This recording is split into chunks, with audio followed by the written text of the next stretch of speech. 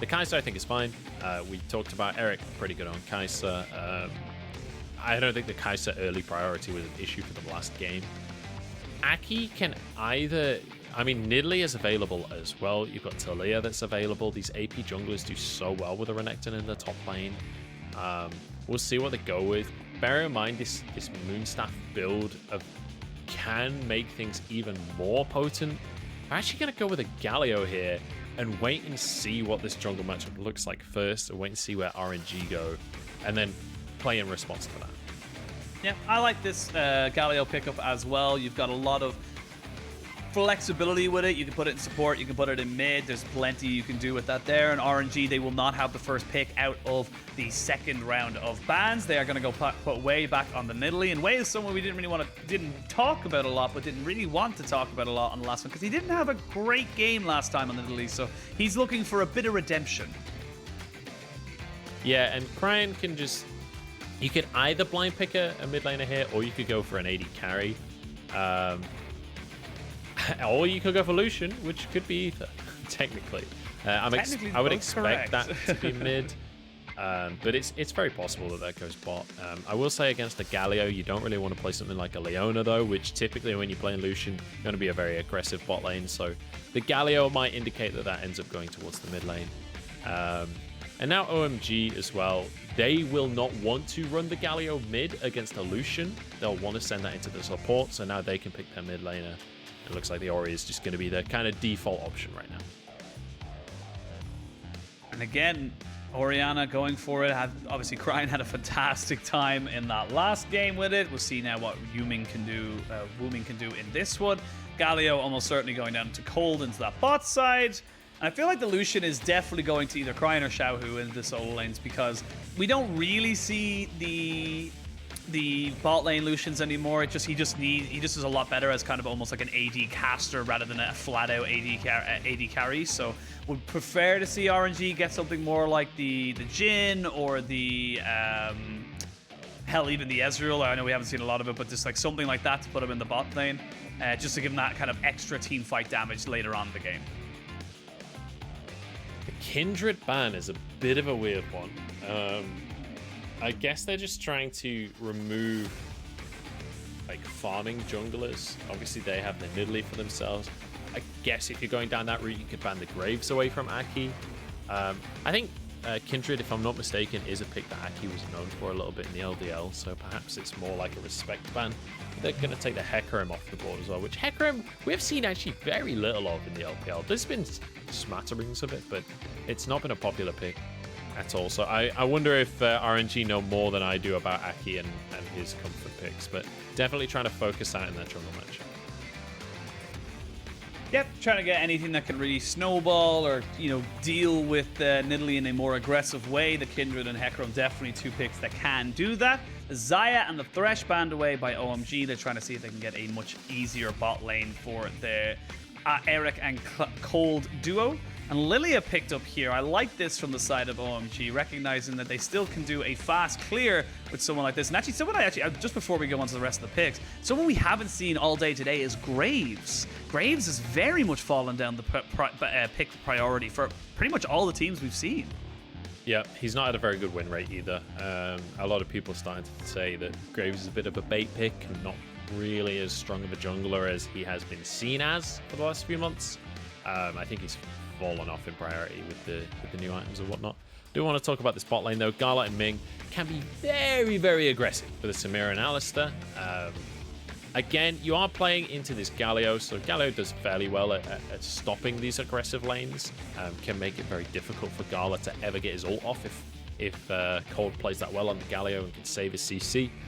But ultimately, you're going to do a good job in pressuring on towards Eric on the Kaisa. And Bright is going to answer the Renekton top with a Jax of his own. So a little bit more scaling on the side of OMG this time around compared to what we saw last game. The opposite can be said for RNG. RNG this time around are the ones that need to put a bit of pace on this game and make things happen fast. It looks like Wuming is going to the top lane again. It looks like Wuming has been swapped with Bright entirely. Yeah, it feels like OMG trying to do an RNG and just swap out their mid laner to top lane and vice versa. So curious to see how that will work out for them. And it's definitely one of those conversations of like you're putting a player who's in the same position. And just to give a bit of context, you know, Bright has been a mid laner pretty much exclusively for his entire career. Was on Oh My Dream. I think it was on Vici as well. So this makes sense, but obviously they're saying that it's far better for us to put Wuming into top than it is to have Bright in top. I just wonder what happened to Nu, because Nu is on the roster. Nu is a top laner. I don't think Nu was the issue for OMG. I don't know if something happened to Nu. Maybe he can't play today, and this is just the best of a bad situation.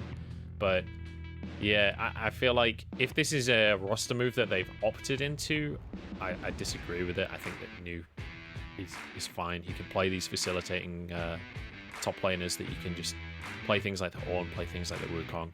I have to assume that that's not the case. Looks like it might be Cryin going top against Wuming and Xiaohu going mid against Bright, I think is the way that this is going to go down. Could be Renekton mid against Orianna. Honestly, we'll just have to wait and see. Yeah, it looks like it is going to be Cryin mid on the Renekton against the Orianna. It'll be Lucian going top side against Wuming's Jax.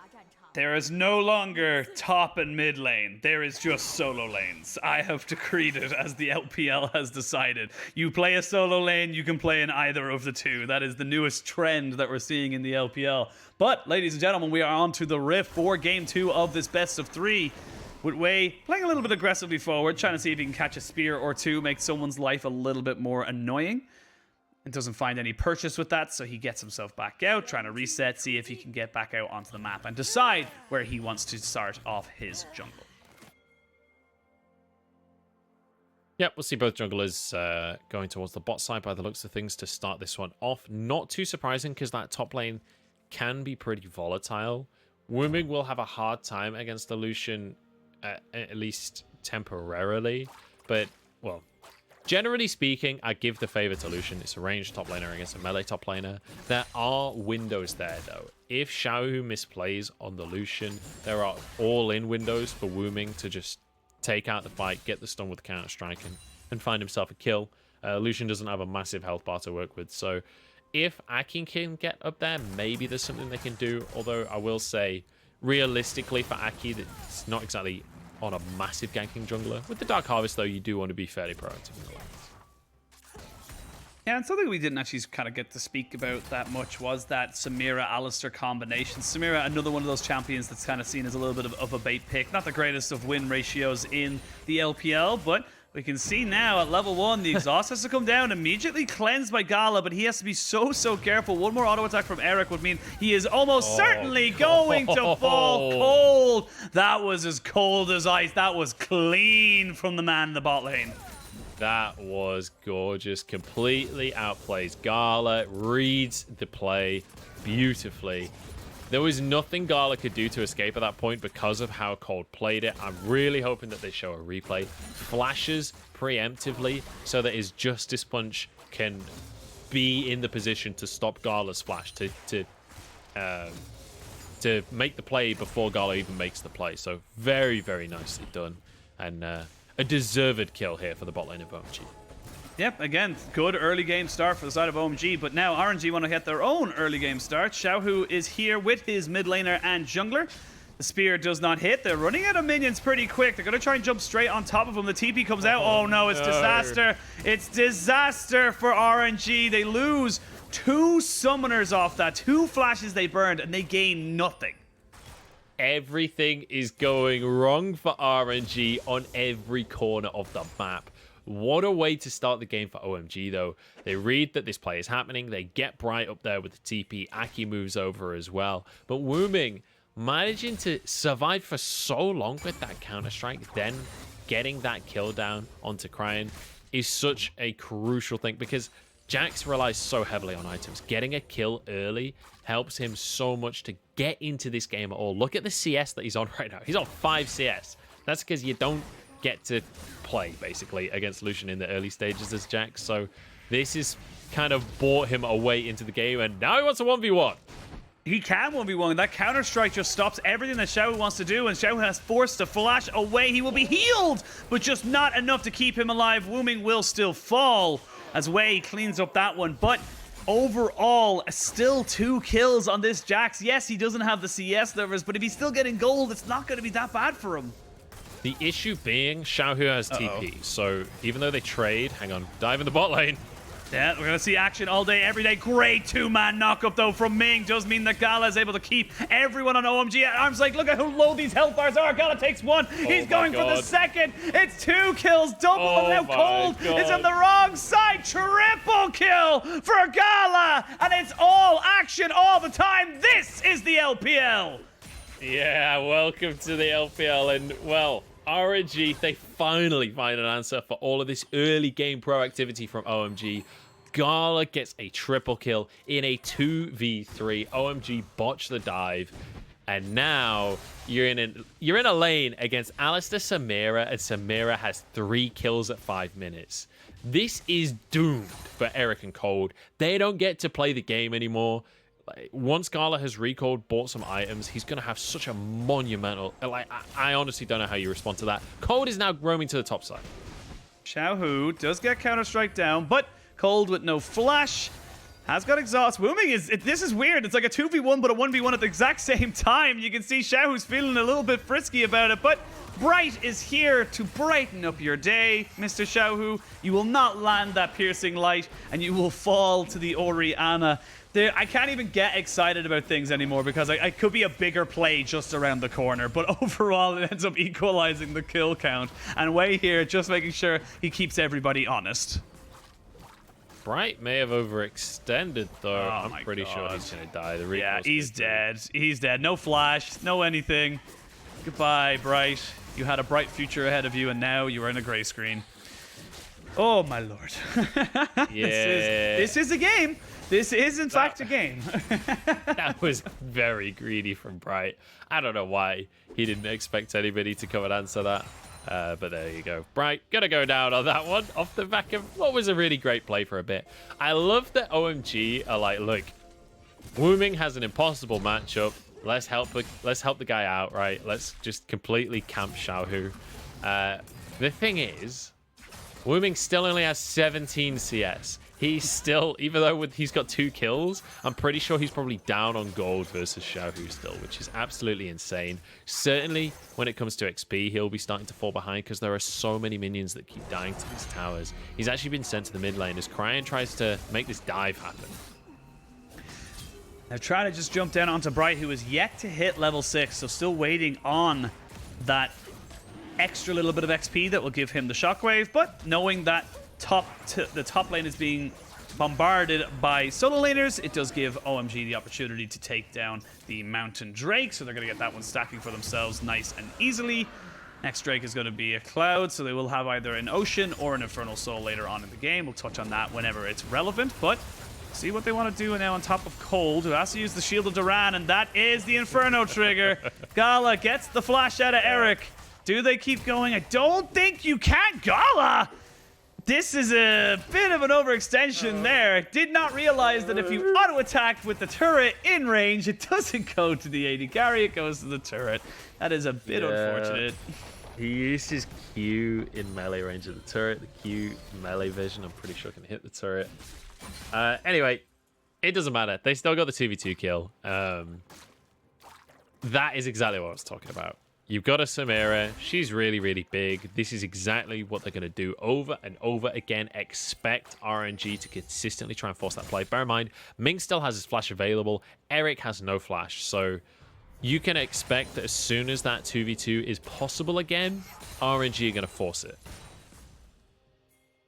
For RNG, you see Xiaohu actually picking up a call, realizes he is going to have free reign of this top side or whatever lane he decides to go to, and there's no real contention there. So just stacking that one up as quick as he possibly can. Raphael going to be started here by Wei, who 1-0-1 has been honestly relatively quiet considering how everything's gone so far. You can see a 4-1 Gala. You can see a 0-2 Lucian. There's plenty of action all across the board too. And as they say, you know, and you know, when people compare LPL to maybe other regions, I always say, are you not entertained? Is this not some of the most entertaining things you could possibly do? Because at least at the end of the day, it's not boring. It's certainly not boring, that is for sure. One thing I will say is Aki has done a better job in this early game of maintaining his farm. He's about 20 CS up in that jungle matchup right now. Ooh, Xiaohu going to dash away. And again, what I was talking about before, very, very difficult lane for Jax. But if Xiaohu uses the E incorrectly, if his flash is on cooldown, if the counter-strike can land, Wuming can find advantages there. Aki's going to get spotted. We'll back away from the play in the end. But as I was saying, managing to find himself a CS lead, managing to do a very good job of maintaining his position as that farming jungler on the Lillia. And this will now be the Rift Tower drop for Xiaohu. Not surprising at all. You can see they're really investing in him. He's got his tier, he's got his cull. We're heading towards a Mana Moon first, and then, or maybe second, and we'll see what he goes after that. But plenty of options available for him. Wouldn't be surprised to see something like the Gale Force coming on through. As the tower will go down. I wasn't sure if they were actually going to be able to finish that one off because there was still a plate on it. It sometimes can be deceptively difficult to take down. Yeah, a little tankier than you're anticipating, considering it does gain extra resistances with the more plates that it is missing. But, you know, looking holistically at everything going down, that's pretty much exactly what RNG wanted. They now have a huge amount of gold on top of Xiaohu in this top side. Cryin is not doing badly in the mid lane, and bot lane is going very, very well for RNG. 4 kills on the Samira. She's feeling good, not really worried about anything, and as we've seen the Inferno trigger work, it can turn a fight around very quickly. Yep, and when you look at the advantages on the side of OMG, the only real advantage on the scoreboard is the minor CS lead that Aki has for himself, but he's down a kill and an assist, so that doesn't matter. On the top side, obviously, Wuming did manage to get 2 kills, but this lane hasn't got much easier for him, so it's still a lot of work to be done there. And he doesn't have any damage to work with. So later on in the game, Wuming will become a threat. But as of right now, every single advantage sits in the pocket of RNG. This Drake that comes up in a minute, they should have basically for free. I'll be surprised if OMG contests this one at all. For OMG, they really want to chill for the time being. Because as we said before, when we looked at these compositions and how they should be playing, OMG, really, really great on the scaling, not so hot in the early game. Opposite to be said for RNG. With the Renekton, with the Samira as well, you really want to be fighting in the early stages of the game. And Lucian wins most lane matchups, so when they drafted that Lucian, you knew that they were drafting for winning lanes. Oh, they're trying to go for a little bit of a dive here on the Xiaohu. They are going to use the hero's entrance and try to jump straight on top of him. Xiaohu will fall, but Cryin is here, exhausted immediately as Aki respects him and does get himself out with his flash. But with 4 people now on top side, can Cryin get himself out? They still have the Lilting Lullaby, and they are going to invest it straight away on top of Cryin, who flashes, but you cannot flash away from the shock wave. 2 kills, OMG. They knew, like you said, they did not have priority in the bot side, so they make a move in the top. Yeah, they're going to trade this for a Dragon. Gala should be able to finish this tower off, or at least they'll finish it on the next wave that's coming on the way. Where you'll be able to finish this Drake. They maybe even can snag a Gromp or so from the jungle, but maybe might be a little bit too late for that one. But yeah, RNG will answer in terms of gold. You can see that they're still way ahead gold-wise, but it's a really nice proactive play from OMG that they're playing on the opposite side of the map, that they're making things happen for themselves. Yeah, Wei trying to make it a little bit more of a costly mistake. Cold has to be a bit careful as Gala is here. Aki cannot join in. He's forced to flash. The Ignite is ticking, but he should be fine. Need to be very careful. I feel like that was just an overextension from Cold. Didn't need to go that ham. Yeah, I think he wanted to try and protect the blue buff, maybe the Gromp, but realized he couldn't. Ends up burning his flash off the back of that. Not the end of the world for him. He's got Hex Flash, and realistically, Galio, you want to be following up on the engage from someone else, which is one of the issues actually for OMG. Like, when we're talking about the late game and scaling, we've mentioned how, yes, the carries scale well for OMG, but when you actually look at the team fight holistically, they don't have a fantastic way of a guaranteed start to the fight, right? You can try and get a flank with Wuming. Maybe Aki can find a swirl seed that hits multiple people, and then you can use a lilting lullaby. But Galio himself is not really an ideal engage tool. You'd much rather be the follow-up to someone else's engage and double down on that. So it might end up looking a little bit janky for OMG later on into this game, and I'm curious what their answer is to play around that. It might just be trying to find picks and trying to win through vision control in the jungle or something. Yeah, I'm looking at Cold, like, who jumps in before Cold in these team fights? You're kind of relying on, you know, Wuming and Wuming alone to create the space that will, you know, enable this Galio to be able to use the hero's entrance to get on top of people, because otherwise it's just a defensive ultimate. It's not really going to give you much of a offensive engaged tool. But Wuming now finding himself into a lane against Cryin.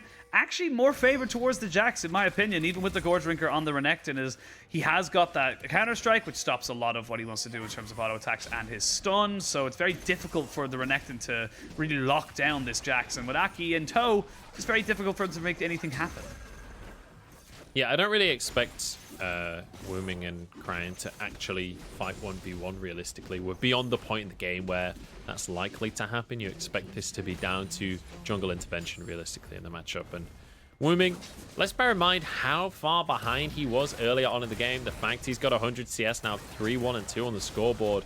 As he heads towards that Triforce, he's going to start existing. He's going to start being an actual threat that OMG can play around. So honestly, I'm pretty impressed by OMG this game. Has it been a perfect game for them? No. Are they behind? Yes. But they have made something happen in the early game. They've managed to cover a huge gaping weakness that came out of the draft reasonably well.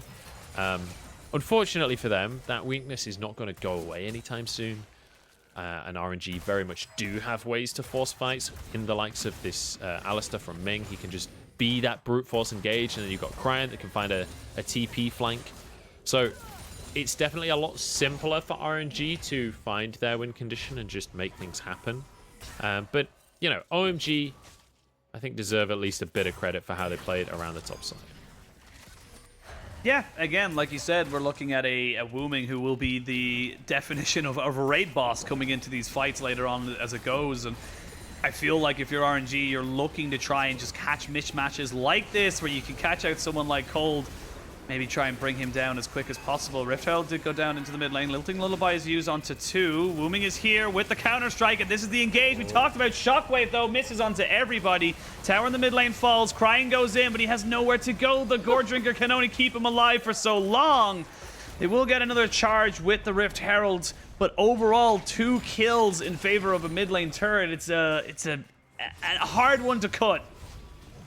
Yeah, I will say, Gore Drinker, if nothing else, is an entertaining item. Cryin was dead to rights. He was so unbelievably dead in that fight. Then he Qs and hits Gore Drinker. He's like 3/4 of his HP again. Still ended up going down, but honestly, that I get endless entertainment out of watching health bars just miraculously. It's like having a Soroka in your item inventory. Let's take another look at the fight, because this was RNG trying to force the fight. Cold, not really the best target to be going on, does have the aftershock, so it's difficult to force the engage. And then with the sleep, that is the perfect setup for Wuming to get the flank that we talked about. Moved up from the bottom side, very nicely done. Cryin tries to re-engage this fight. I think he was anticipating more from the rest of his team there, but honestly, I don't think that was a fight that RNG wanted from that point on. Nicely done by OMG to find an opportunity there. In the meantime, though, as they grab themselves a tower on this top side, it is going to trade for a tier 2 in the mid lane, and the dragon that Wei is already working his way through. So, still, all things considered, these are net positives for RNG. RNG still very much in control of this game, and OMG want to change that as they're grouping up on the top side. Yeah, Cryin had to tentatively approach this wave, as he did see about 3 people waiting for him in the blue buff. But while that's happening, Xiaohu has a blue buff of his own, and they are pushing towards this bot side. Wuming, 4v1. I wouldn't put it against them. This Jax is looking pretty big. Yeah, importantly, drops a little dance as well. Wuming, he knows what's going on. There was no minion wave, so they can't actually force the dive. They only had 1 caster minion, so Wuming's fine. And as you rightly say, he's on Jax. He's got a Triforce. He's got a Phage. Like, that Counter-Strike is a damn good ability. I don't know if you really want to be trying that on too much, because if it does go south, Jax is the worst player to be given all that gold to. Like, it gets so scary when Jax is fed. He's now got a bounty. Like, Wuming is well and truly a monster in this game. Off the back of how this game started, that is so impressive from Wuming's side and from how OMG have played around Wuming.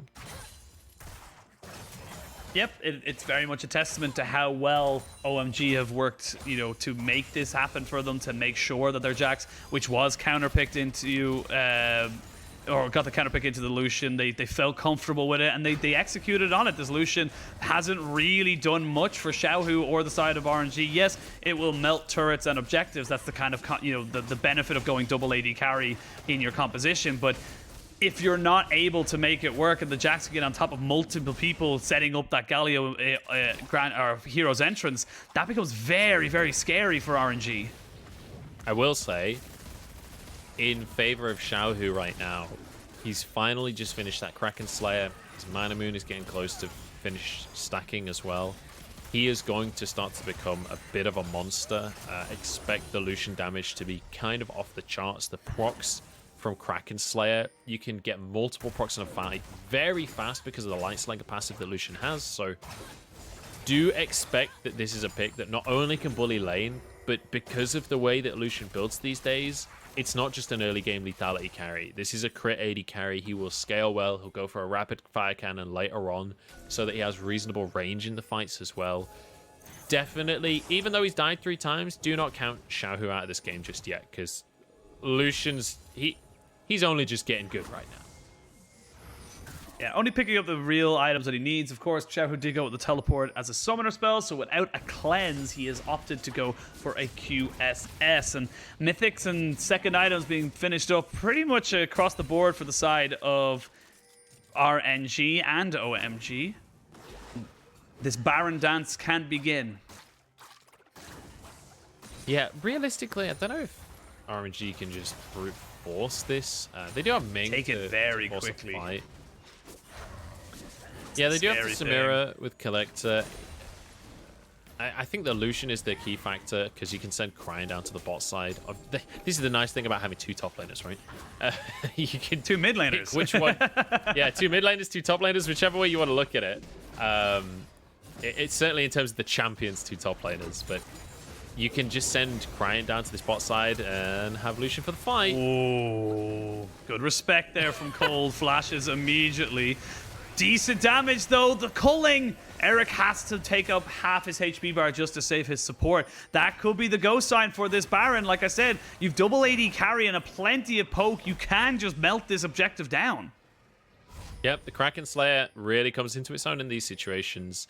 Bear in mind as well, Xiaohu now has stacked that Mana Moon that we talked about earlier. He's also got a QSS, so if anyone like the Galio or the Jax does manage to get onto him, or a Lilting Lullaby hits, he's still going to be slippery, still going to be able to escape. We know, like, of all of the criticisms you can have for Xiaohu, mechanics are not among them. Like, his mechanics are pretty much immaculate. I expect him to be able to weave his way around these fights on the solution. I think sorry, I'm just gonna jump in here because 40 seconds until this Ocean Drake comes up, and with how strong Xiaohu is right now, he's just picked up boots as well on top of everything else. You've also just hit 3 items on Gala. The Infinity Edge is finished, the Collector is finished. This is pretty much as strong as this RNG squad is going to get. Same for Cryin with the Sterix Gauge coming in. These are massive spikes across the board for RNG. This is a bit of a shooting range for both sides. You're going to see Aki throwing in those swirl seeds as well as the spears chucked in left, right, and center from Wei. The dragon initially has spawned, but it is OMG who have the priority. You can see mid lane being pushed out now by RNG. Dragon has been started up. Now they know that it's going on. Eric Trying to drag it out as best he can. Great shockwave to start this one off, but that's not going to be enough to be able to kill off anyone on RNG. Now, OMG, they secure the dragon. Can they get anything else? There's a lilting lullaby onto 2. Doesn't really get anyone. This is such a close fight. The Sterix gauge has been popped by Cryin. Everyone just trying to keep themselves alive. No one wants to go down, and they do not want to give up an inch. Dragon to OMG, and that will be the end of it. Very nicely done by OMG here. The reason that this composition can thrive is that even though they don't have that much hard engage for themselves, it doesn't matter too much because RNG have to be the ones engaging into them. Wuming, though, with the Counter-Strike, is going to be fine. So they back away. I don't think RNG can actually just start this immediately. They need to be cautious because OMG are in a position to contest. But yeah, if OMG can set up on the objective first, like we saw with this Drake, RNG have to go into them. That's where Galio shines. The counter engage is so beautiful. As soon as Ming tries to force the fight, immediately Cold just drops the ulti down onto whoever he's gone onto. Ming immediately has to retreat. The rest of the squad from RNG retreats as well. And then at that point, you can either finish off the Drake, maybe you can find something of a fight from the back of it. Depends how things go off. But RNG on this one decide to just back away and let the Drake go. So it's 2 Drakes apiece now. Drakes apiece, but it is a 4,000 gold lead for RNG. And you can see they're just getting rid of as many wards as they possibly can right now. And again, we're seeing how close these fights can be. But when everyone goes and resets, talked about how quick this will be taken. Exactly. This is just a bad call from OMG. They just left the objective wide open. It's exactly what you said before, Penguin. This team shreds it with the Kraken Slayer on Lucian. They will annihilate this Baron. It's already taken. OMG are late to the fight. I don't even think they can force a fight off the back of it. Nope, teleports too late as well, and that is the power of a double AD carry composition. You can just melt those kind of objectives, and yes, it's risky because if you force a fight around it, you've already taken a huge amount of poke, but there's just not really a lot you can do if you're just not set up. Big unforced error from OMG, and it lets RNG dictate the pace again in this game. Yep, really nicely done by OMG. Really great punish from them. OMG resetting, not respecting the fact that this Baron could happen. And now when you look at the gold difference, 6,000 in favor of RNG, it's starting to get to the point where now it's like, okay, it's not just about compositions. It's more about where we are on the map right now, where that gold sits. Samira is massive. Xiaohu as well as massive. He's 60, 50 CS up in the top side. And they're not going to fall off of a cliff, right? They definitely don't have the as strong of carries later on in the game when you've got things like the Jax and the Orianna in the game. There's a bit of a 1v1 going on. Wuming is quite happy to take this. They don't scale as well as the enemy carries, but it's still like a crit 80 carry in Samira. Sure, she's really strong in the early game, but she's not terrible in the late game. It's not like she's not going to do damage. And the same for the Renekton. Because of this build, you can still be a nuisance. You can still function as a front line, so it doesn't matter that you can't just one-shot people. There is a TP for Cryin, but there is no TP for Wuming, so you can see right now he has to go back. They've lost themselves a tier 2 in that bot side. 6,000 gold is the current advantage to RNG. They're going to keep pushing in, but I feel like the longer this goes on, I feel like Wuming's going to get big and bigger and bigger, and he's just going to become very, very difficult to deal with. I feel like RNG, they're the ones on the timer because their front line's just not really doesn't really exist in a late game team fight. And again, I want to reiterate that you're absolutely correct. OMG on paper do scale better than RNG. The question is, how long can they hold on for? Because as of right now, the goal difference means that scaling doesn't really matter until we get to the point where we're on essentially even items anyway. That's when the scaling will really come into its own. So OMG, to have that scaling argument, have to hold on for quite a long time at this point in the game. And RNG, still with 30 seconds on the Baron, probably can't get much off the back of it, but at least can set up vision around this dragon that's coming up. Cryin should be able to walk away from this one, although he doesn't have a tower, actually. They are hard aggressing onto this. I don't think they think he's still there. I think they're just trying to see if they could have catched him out. I don't actually believe they know exactly where he is. So right now, Cryin. Oh no. Ships in the night. Ships in the night. They're not going to go for it. They're going to wait for Jax. They're waiting for Jax. Cryin has no... Oh, there he is. Okay, now he knows, but They didn't feel like they had enough damage to 100% commit to that right there, so they have to back away. Dragon up in 5 seconds, but while this is happening, RNG are pushing up mid lane. That is a very alone Eric. They can't really do this. RNG aren't just going to ignore this. Like, you can't just sit in the bush and not do anything. Like, that was the opportunity. Even if they didn't have the damage, they needed to try and pull the trigger, try and just run Wuming down and make this happen. RNG, in the meantime, take complete control of the bot half of the map, and it means that they can now get Soul Point with no contest available from OMG whatsoever. It doesn't matter that RNG aren't able to take an inhib off the back of this, because this dragon alone is enough reward. And now if they can set up for the next Drake on top of that, Ocean Soul, that removes any conversation of scaling or who has the better late game carries. Yeah, the extra healing for using your auto attacks is insane the later the game goes on. And Xiaohu, seeing if Bright will venture a little bit too far forward, he now realizes that he probably won't and just uses that opportunity to keep himself and this wave nicely topped up. Now, looking down towards the items, you can see 3.5 items for Xiaohu, 2.5 for the Nidalee of Wei. They're starting to get up there, but on the other side, it is also a pretty decent look as well. Like Eric, 3.5 items. You've only got 2.5 onto Orianna, but she will scale eventually and have that extra little bit of damage very, very soon. I think we're going towards critical mass. I think we're going to see a big, big team fight potentially around this Baron.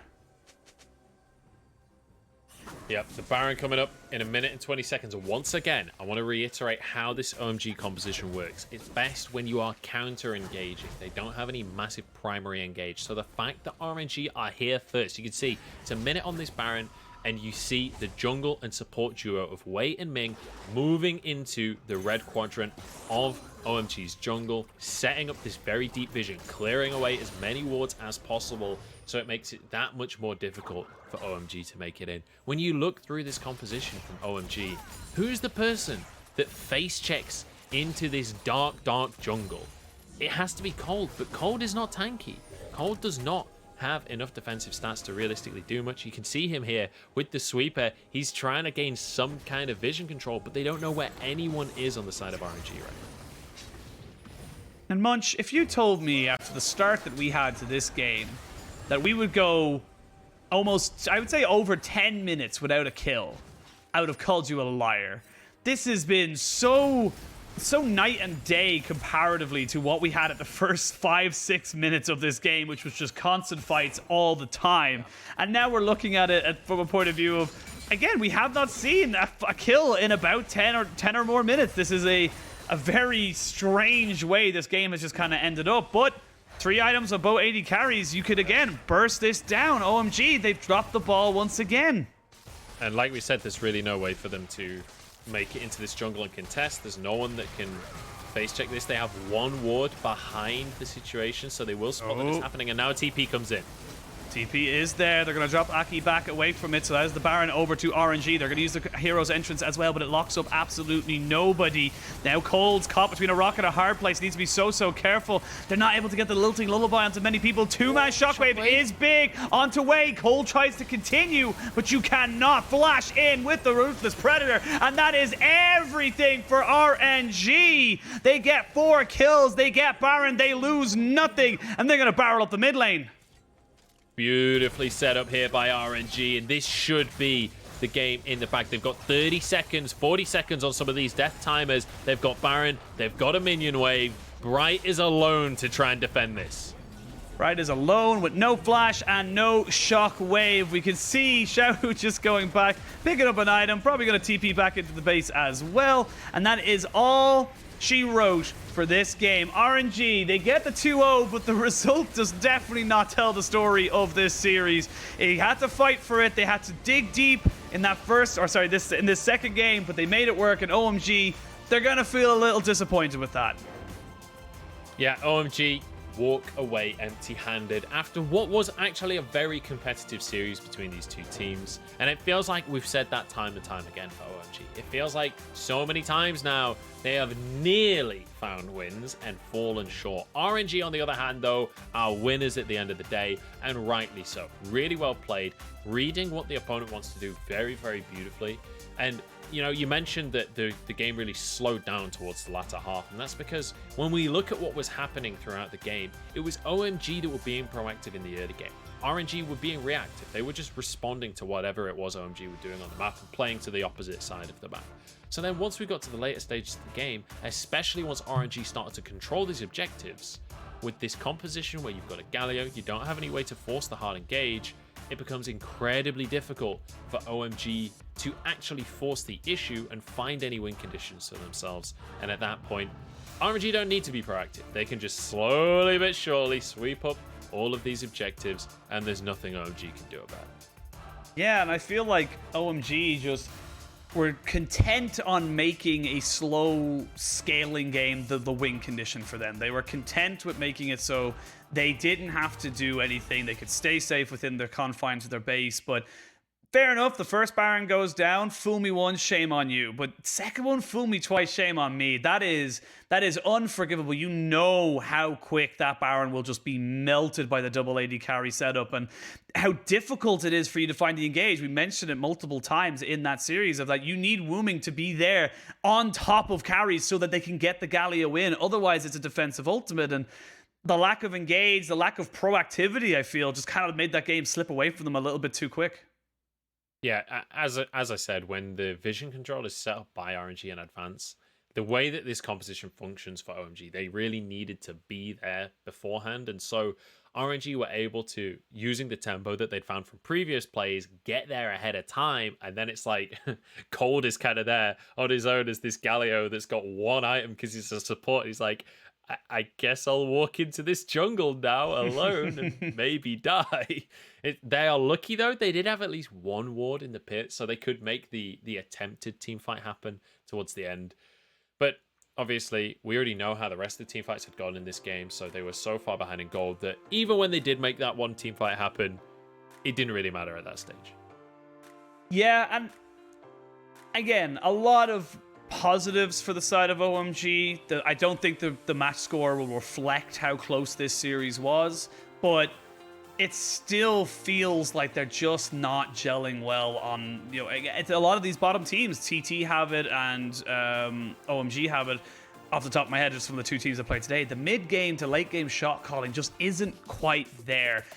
And they're being punished, which is great to see if you're a top-heavy LPL fan, because it means that our top teams are winning the correct way. But it also feels kind of bad because there are moments of brilliance. There are, as we said earlier in the segment, flashes in the pan, but it's just not sticking to anything.